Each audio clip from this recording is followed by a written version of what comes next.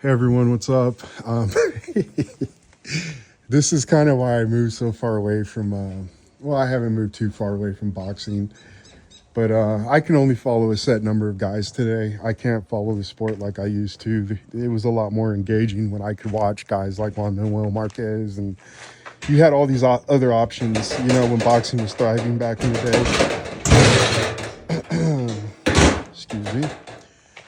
But you didn't have to focus so much on one fighter. But I tend to like the guys, who are more skilled, who make boxing an art. But I also like guys who also exemplify the hurt business aspect of fighting, not this exhibition type fighting that boxing is becoming today, where you have guys that can both throw 1,000 punches in a fight.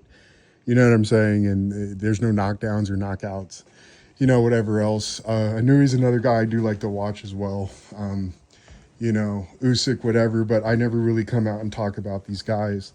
But boxing itself, a lot of the boxing channels are just TMZ drama channels. And then you have people, like the Boxing Boys, for example. And then you have guys like, I just talked about this dude the other day.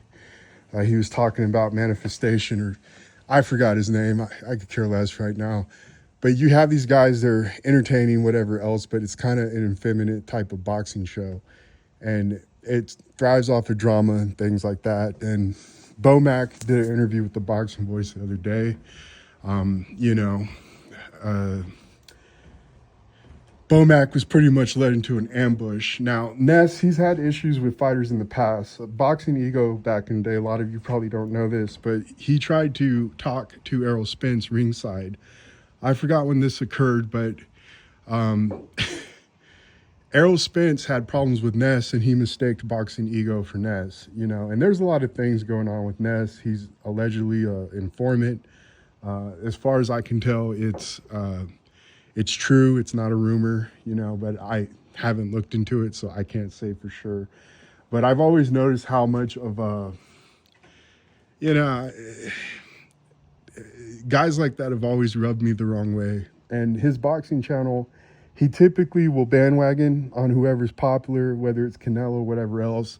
But I've stated this in the past as well, because I noticed this for Errol Spence. He was pro Al Heyman, pro PBC. But when the Terrence Crawford and Errol Spence fight finally came, he immediately, a rat can smell when a ship is about to sink, you know what I'm saying? And this guy, he has very rat qualities, and it looks like that's literally and figuratively. But this guy, he's just one of those people who gets to, he's mastered the art of, just a certain type of platform where it's not really sound boxing.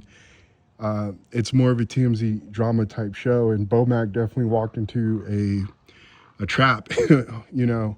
A guy like that knows that, he's going to clip up his little interview, and he's going to show how he got to Bomac and all that, and Bomac, he responded emotionally and things like that as well. It's funny how now all of a sudden these dudes, they would always talk about, how Crawford needs to do this, he needs to promote himself and things like. They're one of those type of people and platform, you understand. And now you're here trying to claim that he's essentially what he was always up against, politics and things like that. So they're trying to act like a fighter like Crawford is politics, but he's clearly doing it for clicks, views, and likes. Things like that. But the dude just has plenty of rat qualities, and I never did like Ness. Like I said, the Boxing Ego incident, there was some beef between him and Errol Spence, and Errol Spence thought Boxing Ego was Ness. And I don't know if you guys remember that incident back in the day. But Bomac was pretty much set up. And Bomac, he'll participate in these channels. I mean, he's gone through this stuff, and he'll mix it in with people. He's been on the LDBC channels before as well. You know what I'm saying? Bomac, he'll still go in there and go to these platforms where they want to tell him that, his fighter doesn't sell and whatever. Now, today, it's, you're now become what, you're up against, coming up as a fighter. You know what I'm saying? And it's just low-level entertainment. Showbiz, that's the guy I'm thinking about. Showbiz as an entertainer, he's doing his thing, but when it comes to actual boxing breakdowns and things, I would never trust a showbiz, you know, and I don't trust a Ness.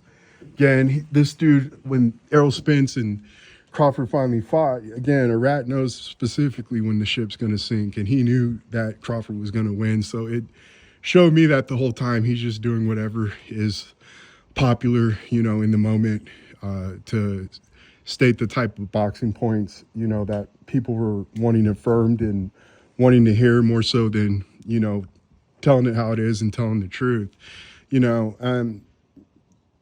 He's making some good money from what I can tell, you know, the Boxing Boys. I've never really watched too much of the channel because, again, I know it's not a real boxing channel. It's more so of TMC drama, you know. And Bomac, again, he should definitely learn his lesson from this. These guys, they get paid to promote certain fighters and to talk positive about certain fighters. And I've been met with this proposition as well. You know, I was a big hater, and I've even been called racist when it came to Al Heyman and PBC boxing. I just did not respect their fighters. They were all very effeminate. Keith Thurman and all those dudes, you know, they have a crab in a bucket mindset today. We see what they're all doing today. They're all begging for Terrence Crawford, but they always used his name to promote their fights. You know what I'm saying? You know, when they were doing their little backdoor type deals, you know, that could be literally and figuratively. Tank Davis is a weird guy. Errol Spence is weird too. I mean, drugs and money, again, we saw what happened with Oscar De La Hoya. You know, it can do a lot of strange things to people, as we talked about before in this channel. You know, but I never respected that type of aspect of today's modern boxing. Again, people will ask me, why do I like a Carl Froch? Why do I like certain guys that I like? You know, Carl Froch fought everybody, guys. And was he the best? No, but he showed you what hard work and determination, things like that can do. And he definitely overachieved. Now, was he able to beat Andre Ward's and things like, no, Andre Ward, you know, showed that Carl Froch was not on his level. But there were other fights like the Arthur Abraham fight where I saw that he could raise his level, work on his skill level, and do things that we're normally not used to seeing Carl Froch do, putting his punch together, things like, and that's just from hard work. I love to see merit and hard work being rewarded. And again, you know, and then I'll be asked, why do I hate this guy then? You know, and typically people, their problems that they have with me, they think I'm part of your, you know, your proxy race war. I'm not. You know, I keep it a buck for the most part across the board. The same way I was talking about Spence and even Canelo, you'll see that I was talked the same way about guys like Lomachenko, whatever else. When I see that people start getting assisted and you're receiving help again, and you're not really, you know, you're the benefit factor of preferential, you know, matchmaking, things like that, you know, that's when I start to raise a eyebrow, you know, and things become a red flag to me. You know, when I saw Boots and how his father were moving, and I just saw how Boots could lie straight to people's face and just come out with nonsense like he's been calling out Crawford since 2018. You guys, you should be smart enough to discern who these people truly are, you know what I'm saying? You know, but the Boxing Voice, again, Ness, I've never really respected that show, and I never really respected him, you know, and I'm not trying to do this to build my channel. Again, it's just like Showbiz the Adult. As far as entertainment factor, things like that get their viewers and everything else engaged, whatever, kudos to you guys. They're both making some good money with this. I know Ness has little offshoots where he'll have people fight each other, things like that, and he'll you know, show it on his channel. You know, that's all cool. But at the end of the day, you know, the fact that you're an informant, I mean, it makes perfect sense if it is true. Again, I don't know this for a fact. I haven't cared to really research this stuff. And then the Errol Spence situation as well. You know, you were Mr. Pro PBC. Now all of a sudden you're here cheering for Terrence Crawford out of nowhere. You know what I'm saying? He's shown his colors plenty of time. And Bomac, he should have knew better in that situation. He should have known that every time he's gone to these types of channels, how it ends up. And it, you know, these dudes think they're promoters and they really believe that their voice is really credible. And a channel like mine, for example, I can be pinpoint accurate. You know, I'm still not going to get what those guys get, and that's fine. You know what I'm saying? I don't put the effort that these guys put in, like Showbiz and the Boxing Voice. So again, kudos to those guys. But it's a drama show. It's not, real boxing breakdowns, things like that. Again, this guy, at one point, I remember him talking about how Tank needs to move up and fight Terrence Crawford. He's going to always, vouch for what's the popular opinion at the moment. And people, they're too afraid to really tell the truth and break it down how it is. And on this channel, I haven't sold out even when I was given opportunities to sell out, even by people from PBC. I won't give any names, but, I did receive an email and I was offered to kind of promote their fighters, and I turned it down because I was mad, and I let it known to this individual that you guys need to stop doing what you're doing to Crawford. You need to get him involved. You guys aren't making the money that you're claiming. I told this dude straight out, I know you're faking the numbers. You know what I'm saying? It's the way you guys move, watching boxing as long as I can. And it was the same problem with guys like GGG.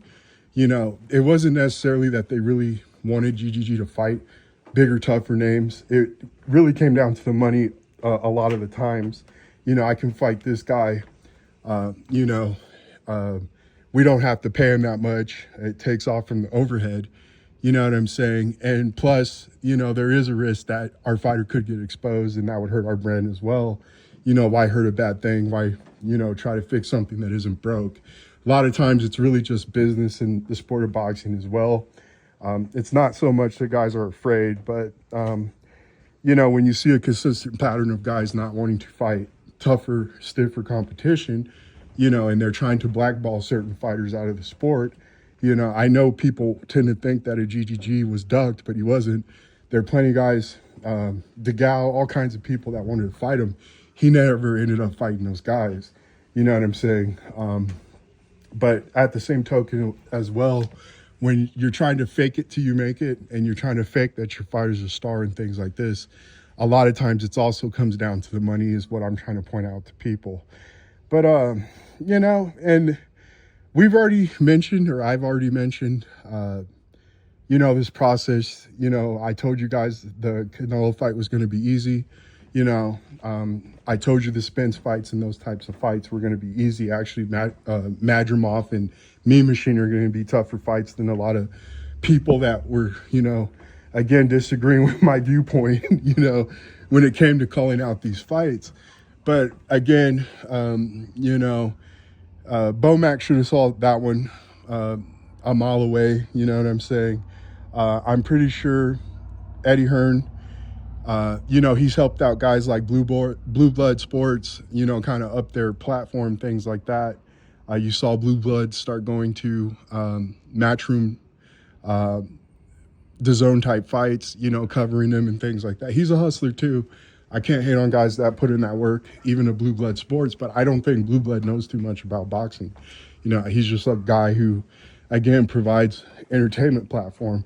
But when it comes to actual, like, calling fights accurately and things like that, I don't think he possesses that. You know what I'm saying? Again, but he can garner a bigger audience, things like that.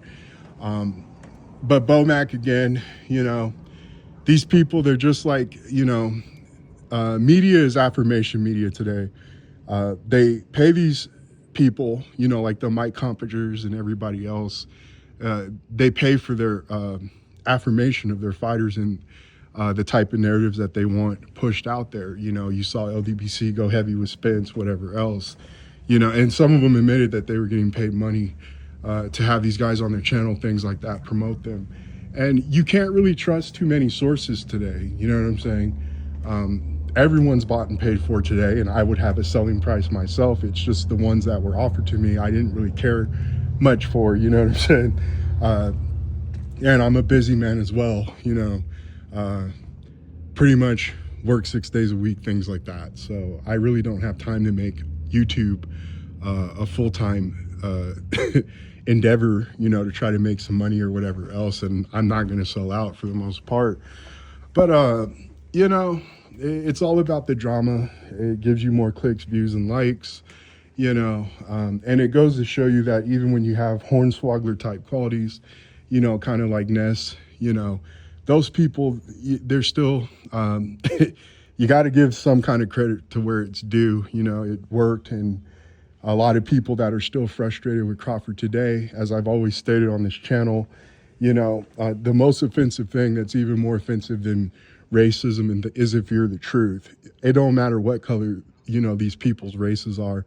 If you're the truth, if you're a guy who doesn't have to do what the Canelos and Gervonta Tank Davis of the world have to do, you know what I'm saying? You're going to be offensive to people. It doesn't matter even if they share your same skin color. And we are once again seeing just the hate, you know, before everybody was saying that Crawford's going to lose. Things like now today, it's, you know, you now need to fight Boots, you know. Madrimov was a young, hungry lion, you know. He was 28 years old. He was definitely hungry. And we saw that he gave a far better fight to Terrence Crawford than even a Canelo Alvarez and guys like Spence, who were considered popular top fighters. You understand? You're always dealing with a popularity contest when you're covering the sport of boxing. You're always battling against narratives. And then you have these fanboys, again, you know, it's a feminine society today. You know, people identify with these fighters. They think if they associate themselves with these fighters, it speaks on their character and things like that. So you're always going to be met, you know, me personally, I'm always called racist and whatever else. And, you know, I don't listen to people and whatever. I don't agree with people. I don't, because I know I do more work than you guys when I do cover these fights. And it's why my predictions, everything else are far more accurate than a lot of these other channels that you guys will be watching. You know what I'm saying? And I put it out there. I put myself in a vulnerable position to go up against numbers. That's what I've always done. You know, I don't care about saying the hard things that people typically don't want to talk about or say, you know, as opposed to where these other guys, Showbiz, prime example, he's always going to go for the popular guy. If he knows that, you know, if I suck off Canelo Alvarez, it's going to help my channel things. I'm telling you that Canelo's not who you think he is. You know, I'm telling you that the machine, you know, whatever it's selling you, it's not the truth. You know what I'm saying? But I actually got Bomac's number. He's a cool guy. I don't know. Maybe I should try to have an interview with Bomac. I've never interviewed anyone before. I never saw myself interviewing anyone before. But he did give me his number. So I don't know. I may make that attempt here in the future. See what he's doing. You know, he's doing other things. His name's getting out there now, so he's getting to train more guys. He's trained Amir Khans. He's trained all kinds of fighters at this point. Maybe, possibly in the future, I'd do that. You know, but I just find the business of boxing today, again, it's an effeminate sport today. A guy like Jerron in his boots knows, you know, that I can, I know I'm going to, you know, they're going to strip the belt off of Crawford as soon as he beats Errol Spence. You know, I've put that on this channel. I showed you the clips and everything else. This is always an objective truth channel as well. I try to research. It's not, do I have biases and prejudices? Of course I do. I'm a human being. But I do try to put in research when I do cover these topics, you know what I'm saying? But I just find it funny that the hate, you know, people, you know, they've been proven wrong and it's the same process. Then they need to be vengeful and then the fervor goes back up. And then you have situations like this just with Bomac. And again, we've been groomed to believe that this is the most racist society that's ever existed in everdom in human civilization. A lot of it's constructed, a lot of it's designed. I know for a fact Ness and them, they knew that this type of stuff would, you know, get more views on their channel, and that's really what those type of channels worked for. Crawford, he wants to fight Janibek next. It's a very good fight. It's going to be a tough fight. That guy's there to win. He's not there to lay down. You understand? He's not a silk sheet fighter. It's going to be close to like a Madrimov fight, things like that, a mean machine fight. Guys who do want to go out there, compete, and win. You know, that's always going to bring a level of difficulty that guys like Errol Spence, you know, if Crawford would have got the fights with the Keith Thurmans of the world and Danny, he would have blew those guys out of the water. You know, those guys that come out, they go on their long vacations. And when the money runs low, when they run out of the Manny Pacquiao money, whatever, then you see them trying to get back and, oh, I'm interested in fighting. Just like Jermell Charlo, you've been out of the sport 2 or 3 years. Now, all of a sudden, Crawford's your buddy, just like Keith Thurman, whatever else. You know, they've turned it into an effeminate sport, and they reward in feminine ways, you know, politicking and things like that. And, you know, Crawford, it was a good thing that he was never brought into the group in the mold. Again, this was a guy who was a outlier, you know. This is a guy that they didn't really want into the club. He was not a member, you understand. And it's been a plus for him because now he's here making, once again, everybody look stupid with what he did with Canelo Alvarez, you understand, moving up 2 weight classes, things like that. Last time we saw something like that was when Shane Mosley moved up 2 weight classes to fight Oscar De La Hoya. You know, Oscar De La Hoya, a man I give a lot of credit to as well, despite my prejudices against LGBTQ. I'm not saying he's gay. He played with drugs and things like that. So, you know, that type of stuff, when you're making so much money and everything else, and he can have any woman he wants, whatever. Who knows what these people got to do in their personal lives. But, you know, Oscar, he always fought everybody, and he fought everybody in their prime, you know. And he went out of his way to make these fights for people, even at the tail end of his career when it was guys like Manny Pacquiao and Floyd Mayweather, to be quite honest with you. You know, it just recently came out as well. Matchmaking, as I told you guys earlier in this video, it's always a red flag. And this was even with guys like Manny Pacquiao. They always kept him away from certain type of styles and things like that, you know, because they knew it would hurt the brand, you know, going back to the GGGs and whoever else that relied on matchmaking as well. You know what I'm saying? But regardless of all that, you know, Canelo, again, of course, they kept him away from certain styles. You can see it in the way that he, you know, how he picks and chooses his opponents, things like that. Crawford was never given that luxury. And again, Crawford was also forced to be in fights he didn't want, you know, and that's a good thing as well, you know.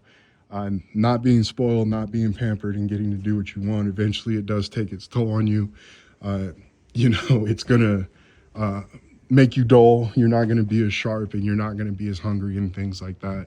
All these things were pluses for Terrence Crawford, you know, and he definitely goes down as a fighter of merit in my book, which to me sets him apart from so many today, you know, guys that usually get all the praise and glory and everything else, like the Canelos and the Tank Davises, and now even the unearned praise of Jerron in his boots, who hasn't done nothing in the sport, you know. And I'm sure if this fight does even possibly get made, although I don't see it happening, and I don't blame Crawford for it, I would love, again, to cover that and just show people Jerron in his boots' flaws, weaknesses, and things like that. He fights the same way he did in the amateurs, guys. You know what I'm saying? But I'm pretty sure a guy like Ness, you know, sees it in his best interest to try to promote a guy for Eddie Hearn. It's going to help him out if he needs to cover a DAZN fighter, things like that. You know, there's a lot of politics behind this stuff. And there's nothing organic or natural, even when it comes to social media, is what this video is really, truly about. Like I said, I've even been offered money by guys in PBC to promote their fighters, things like that, and they were offering money. So again, and I turned it down, of course. But, you know, it's good to see that there are still some people who haven't sold out, and they do tell it like it is. Channels like Bruce Vane, channels like that. Bushido Boxing. I don't know what it is with Goodfellas, but this guy, you know, he picked Canelo to beat Crawford, and he also did this right before the Spence fight as well. He changed his mind or whatever, and then chose Spence to beat Crawford. But Goodfellas is typically pretty good. There are some guys that I still come around and watch their channels and things like that, you know, but I personally don't like to get into the TMZ aspect of boxing. I like to cover the matchups. I like the film studies whenever YouTube allows me to cover the fights, and I get to commentate over the fights and show you the weaknesses, things like that. You know, those are the aspects that I like when it comes to talking boxing. As far as this type of nonsense, you know, it's just what I've been telling you guys. Again, nothing is more offensive than the truth, and Crawford, he is a fighter of truth and merit. This is always going to offend, especially in today's effeminate society where things like merit and things like that are now seen as bad and are toxic and whatever else, although people are finally starting to wake up and realize the destruction that, you know, society, everything else is going through, you know, with this rewarding people who don't want to work for it, you know. That's all I really got to say for now. This video is already 24 minutes long. If I do see something that I'm interested in talking when it comes to boxing, you know, maybe the Teofimo Lopez versus Shakur. I know a lot of people are giving Shakur hate right now. You know, it's funny to me how boxing works, but you need drama and you need outrage to get clicks, views, and likes, and I understand it. You know, and you guys see the videos I come out with. They're not popular at all. You know, I'd rather talk about crazy conspiracy theory stuff than half of the stuff that you're dealing with when you're talking boxing today. If there's no fight sign, you know, I'm not really interested in really covering the sport, but I thought I would talk on this, you know, give a little bit of commentary on it. And like I said, if there is something I'd be interested in talking about in the future, I'll definitely come out with videos like I normally do. But I will talk to you guys later. You shouldn't celebrate Halloween, of course. You know, you're celebrating death and demons and all this other crap. I've come out with plenty of these videos before too. You know, people, they see this stuff as harmless. It's not harmless, guys. But I will talk to you guys later. Bye.